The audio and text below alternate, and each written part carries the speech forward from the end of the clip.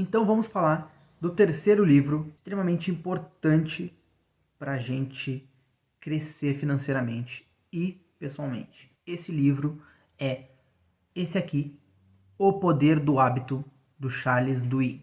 Servidor, esse livro é um dos livros mais recomendados que eu posso deixar aqui para vocês. É um livro não financeiro que vai fazer vocês se darem conta de como vocês são guiados a maior parte do dia, a maior parte do tempo, pelos nossos hábitos. A gente é guiado quase completamente pelos hábitos que a gente cria através das nossas experiências, dos nossos instintos. Ainda tem coisas que vêm do ser humano como espécie, algo instintivo da gente, como por exemplo o instinto de luta ou fuga.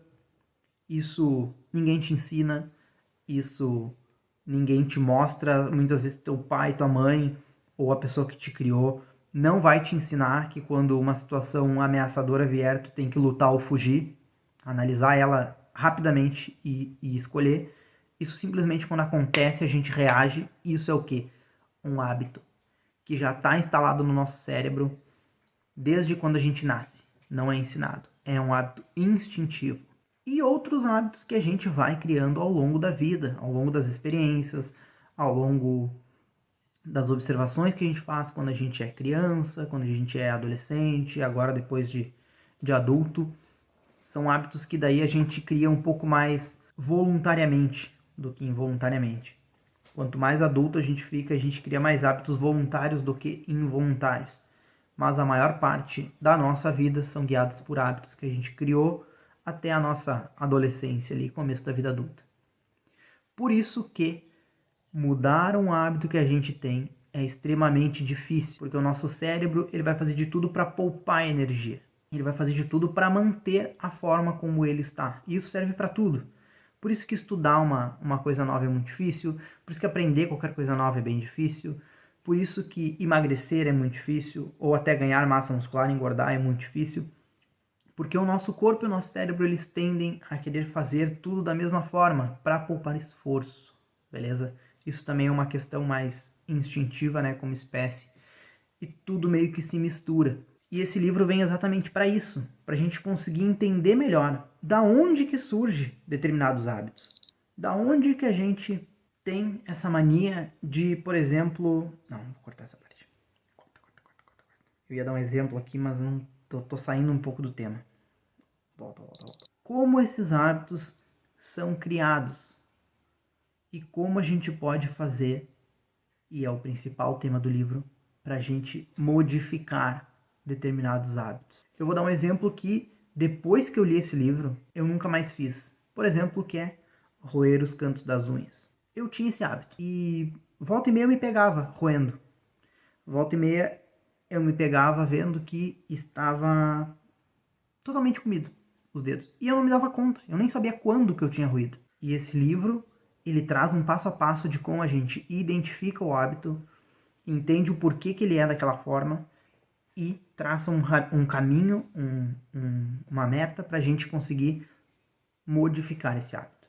Não é fácil. O livro não se propõe a ser um manual de como mudar o hábito de forma fácil, mas ele te ensina como mudar o hábito. E para muitas coisas na vida. Esse livro também vai te ensinar, não especificamente isso, mas o hábito, por exemplo, de poupar dinheiro. O hábito de gastar menos do que ganha. O hábito de poupar antes, pagar-se primeiro. Ele não vai te explicar especificamente isso. Isso eu vou te dizer que é importante fazer. E esse livro vai te ensinar a identificar o porquê que tu não faz essas coisas. Essas coisas que são tão saudáveis financeiramente. Ele vai te dar outros caminhos também para outras coisas, por exemplo.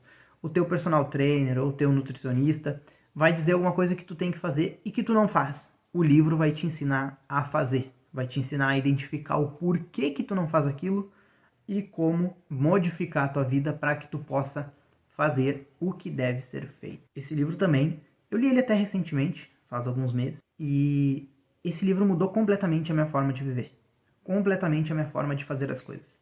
Eu estar aqui hoje, fazendo esse vídeo para vocês, esse aqui já vai ser provavelmente o 4º ou 5º vídeo que vai ao ar no canal. Eu não estaria fazendo ele hoje se eu não tivesse lido aquele livro, se eu não tivesse tido a mentoria de um mentor que eu tive recentemente, de algumas conversas que eu tive com algumas pessoas.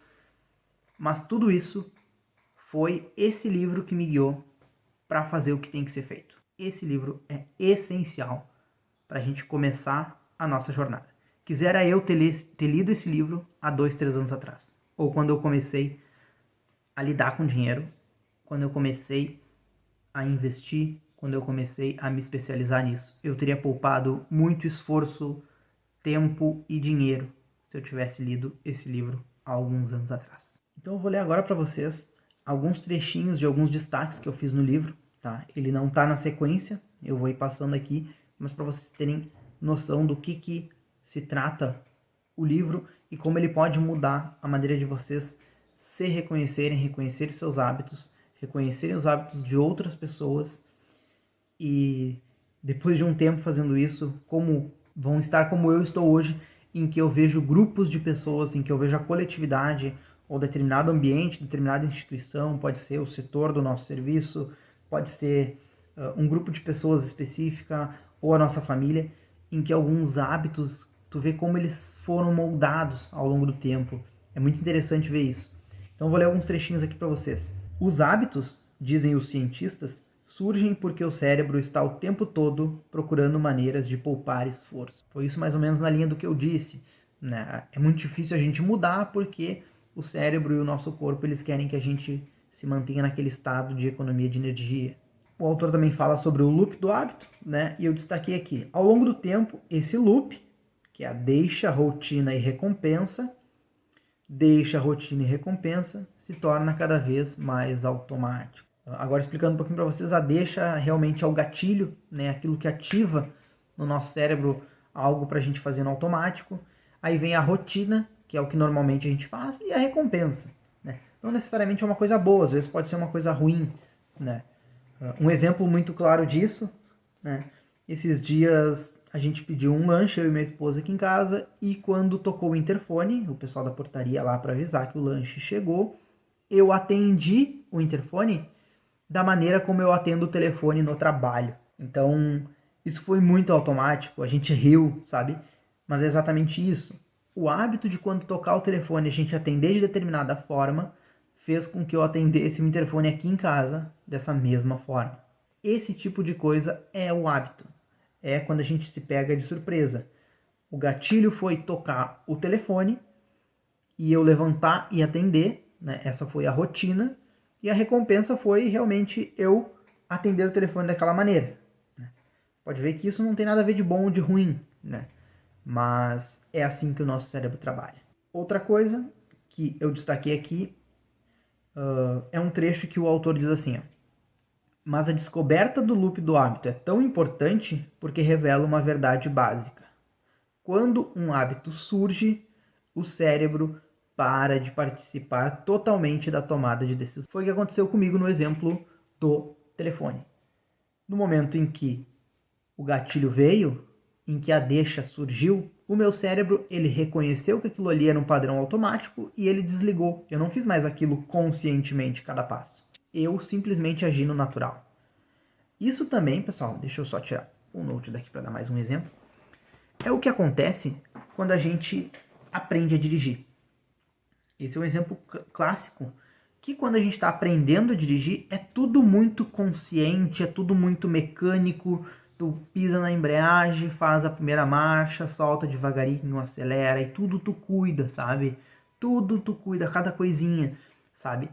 Hoje, tu já entra no carro, ligando o carro com o pé na embreagem, fora da embreagem, fazendo primeira, colocando música, botando, tirando o celular, organizando as crianças para quem tem filho, tudo muito no automático, porque o teu cérebro reconheceu desde o momento que tu abre a porta do carro que tu vai começar a dirigir.